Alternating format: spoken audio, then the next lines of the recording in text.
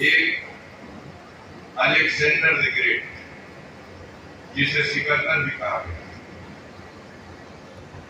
दूसरा Ibrahim Lincoln the great, तीसरा Akbar the great और सबसे बड़ा महान अशोक द ग्रेट। ये विश्व में, इस संसार में महान सिर्फ कोई राजा हो जाए इससे नहीं हो जाता। महानता तो बहुत कुछ होगी उसके अंदर, तब उसे महान की उपाधि मिली।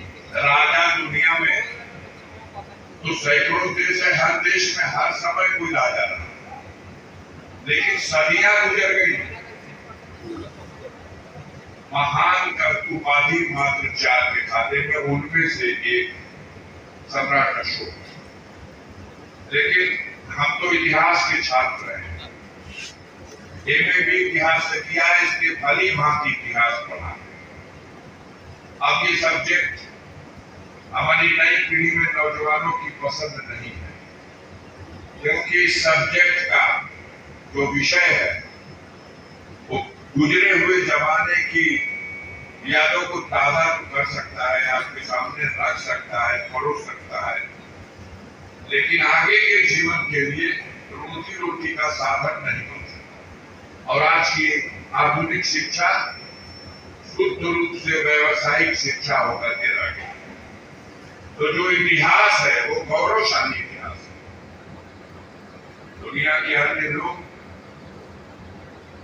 अगर किसी इतिहास को उठा के देखिए तो जब तक उसका समाज आगे बढ़ करके इतिहास बनाने वाले अपने महापुरुषों के इतिहास को जीवित करने का प्रयास नहीं करता, तब तक धीरे धीरे उसके इतिहास पर बाधा पड़ता है। तो वही परिस्थितियां इस देश में हमें देखने को मिलती है। राजनीति के जो समाज की दशा की देख करके अंदर मन बहुत बेचैन। मेरा परिवार भी एक प्राचीन जमींदार परिवार और जो समाज में आज प्रदेश में आज चर्चा का विषय है जौनपुर के लिए बड़ा नुकसान हो गया। कि हम 20 जना से बतियौनी हमके जुड़ना घटेगा पे तो नुकसान एक घड़ी देखा था, लेकिन नुकसान नीचे कैसे नुकसान नीचे हुए।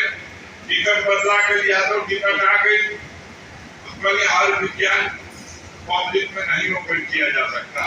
लेकिन धनंजय के कैंडिडेट होने के, उसके पत्नी के कैंडिडेट होने की स्थिति में हम जितने लोगों से भी बात करते थे दिन भर, हमें ऐसा लगता था कि 15% माइनॉरिटी का वोट भी धनंजय के पुराने संबंधों और रिश्तों की वजह से उनकी तरफ खींचा जाना चाह था। इसको हर आदमी नहीं जानता, मैं तो जानता हूँ, क्योंकि मैं बात कर रहा था कि जब बाबू से कुशवाहा जी जौनपुर आ गए तो मेरी रिस्पॉन्सिबिलिटी है, मेरे राष्ट्रीय अध्यक्ष ने कहा है कि पूर्वांचल की सभी सीटें गठबंधन की जीतनी चाहिए और इसमें आप अपना योगदान दीजिए।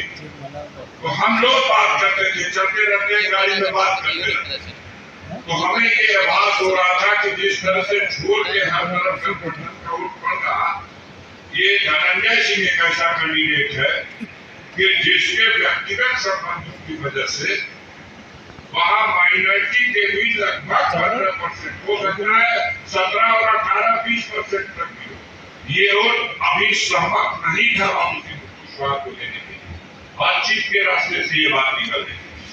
और आज जब इस खबर के बाद मैंने फोन किया तो वो लोग भी, उनमें से 3 लोगों से बात हुई, तीनों ने कहा कि भैया आप बात करते थे और आपके झूठ भी हम लोग नहीं बोल पाते थे, लेकिन दिल से शर्मिंदा होते थे।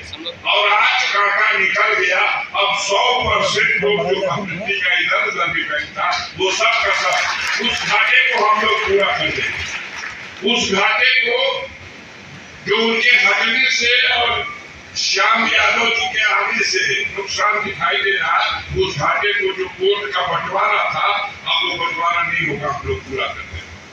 हमने फिर प्रयास किया कि श्याम जी यादव से भी बात करें, हमारी बात होती रहती थी, उनका टिकट काट दिया गया था, तो वो बेचारे बहुत बेचैन थे, उनको खारिज कर दिया था बसपा ने। लेकिन संयोग देखिए उनकी विदा के लिए उनके रात को फोन करके कहा गया कि कोई खर्चा बर्चा नहीं लगेगा, बल्कि पार्टी खर्चा लगा करके आपका चुनाव लड़ेगी, आप खाली पर्चा भर दीजिए।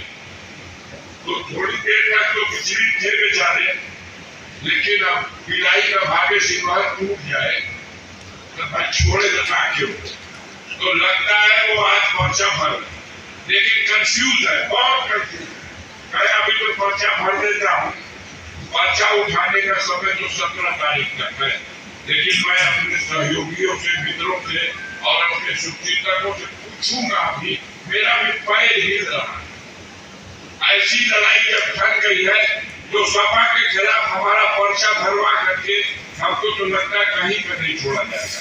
हमने कहा, आपने तो खुद ही कहा था कि हम चुनाव नहीं लड़ेंगे इस बार, हम बैठे हैं और हम बैठ के नजारा देखेंगे।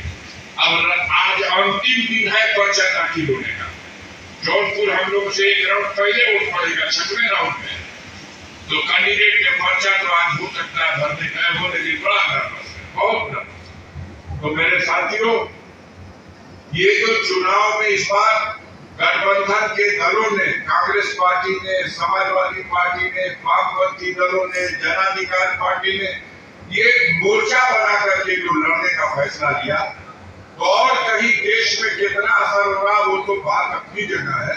उत्तर प्रदेश में इसका बहुत व्यापक असर हुआ और आज ये देखने को मिल रहा है कि ओबीसी के लोग एक कतार बना लिए और जो पीडीए की कल्पना किया था माननीय अखिलेश यादव जी ने, वो पीडीए की कल्पना अब धरातल पर उतरती दिखाई दे रही। हम आपसे निवेदन करेंगे साथियों, गाजीपुर के चुनाव में थोड़ा और इधर जीत लीजिए, इधर धरती जाने की जहां तक आ गया, तो आप लोग को थोड़ा भी समय